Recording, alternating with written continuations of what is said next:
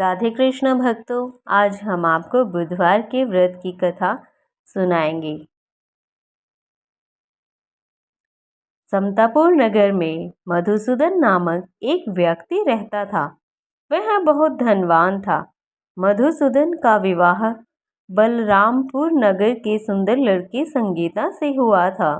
एक बार मधुसूदन अपनी पत्नी को लेने बुधवार के दिन बलरामपुर को गया और फिर मधुसूदन ने पत्नी के माता पिता से संगीता को विदा करने के लिए कहा। माता पिता बोले, बेटा आज तो बुधवार है, बुधवार को किसी भी शुभ कार्य के लिए यात्रा नहीं करते। लेकिन मधुसूदन नहीं माना। उसने ऐसी शुभ और अशुभ की बातों को न मानने की बात कही। दोनों ने बैलगाड़ी से यात्रा प्रारंभ की। 2 कोस की यात्रा के बाद उसकी गाड़ी का एक पहिया टूट गया। वहां से दोनों ने पैदल ही यात्रा शुरू की। रास्ते में संगीता को प्यास लगी और मधुसूदन उसे एक पेड़ के नीचे बैठाकर जल लेने चला गया। थोड़ी देर बाद जब मधुसूदन कहीं से जल लेकर वापस आया तो वह बुरी तरह हैरान हो उठा, क्योंकि उसकी पत्नी के पास उसकी शक्ल ही सूरत का एक दूसरा व्यक्ति बैठा था। संगीता भी मधुसूदन को देखकर हैरान रह गई। वह दोनों में कोई अंतर नहीं कर पाई। मधुसूदन ने उस व्यक्ति से पूछा, तुम कौन हो और मेरी पत्नी के पास क्यों बैठे हो? मधुसूदन की बात सुनकर उस व्यक्ति ने कहा, अरे भाई, यह मेरी पत्नी संगीता है। मैं अपनी पत्नी को ससुराल से विदा कर लाया हूँ। लेकिन तुम कौन हो जो मुझसे ऐसा प्रश्न कर रहे हो? मधुसूदन ने कहा, तुम जरूर ही कोई ठग या चोर हो। यह मेरी पत्नी संगीता है।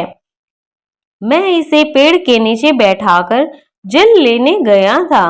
इस पर उस व्यक्ति ने कहा, अरे भाई, झूठ तो तुम बोल रहे हो। संगीता को प्यास लगने पर जल लेने तो मैं गया था। मैंने तो जल लाकर अपनी पत्नी को पिला भी दिया। अब तुम चुपचाप यहाँ से चलते बनो, नहीं तो किसी सिपाही को बुलाकर मैं तुम्हें पकड़वा दूंगा। दोनों एक दूसरे से लड़ने लगे। उन्हें लड़ते देख बहुत से लोग वहां इकट्ठे हो गए। नगर के कुछ सिपाही भी वहां आ पहुंचे। सिपाही उन दोनों को पकड़कर राजा के पास ले गए और सारी कहानी सुनकर राजा भी कोई निर्णय नहीं कर पाया। संगीता भी उन दोनों में से अपने वास्तविक पति को नहीं पहचान पा रही थी। राजा ने दोनों को कारागार में डाल देने के लिए कहा। राजा के फैसले पर असली मधुसूदन भयभीत हो उठा। तभी अचानक आकाशवाणी हुई, मधुसूदन, तूने संगीता के माता पिता की बात नहीं मानी और बुधवार के दिन अपने ससुराल से प्रस्थान किया। यह सब भगवान बुद्धदेव के प्रकोप से हो रहा है।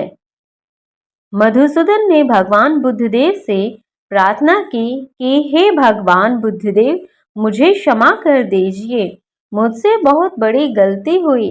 भविष्य में अब कभी बुधवार के दिन यात्रा नहीं करूंगा और सदैव बुधवार को आपका व्रत किया करूंगा।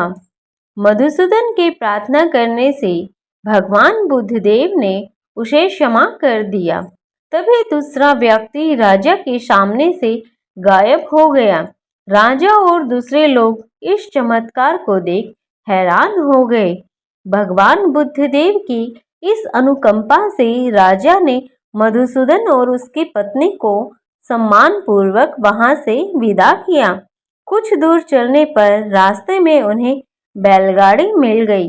बैलगाड़ी का टूटा हुआ पहिया भी जुड़ा हुआ था। दोनों उसमें बैठकर समतापुर की ओर चल दिए।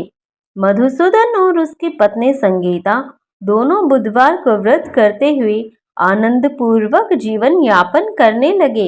इस तरह भगवान बुद्धदेव की कृपा से उनके यहाँ खुशियाँ बरसने लगी। इस तरह से जो भी स्त्री पुरुष विधिवत बुधवार का व्रत करके उनकी व्रत कथा सुनते हैं, भगवान बुद्धदेव उनके सभी कष्टों को दूर करते हैं। राधे कृष्णा भक्तों, वीडियो कैसी लगी? अच्छी लगे तो लाइक शेयर कमेंट जरूर कीजिएगा और चैनल को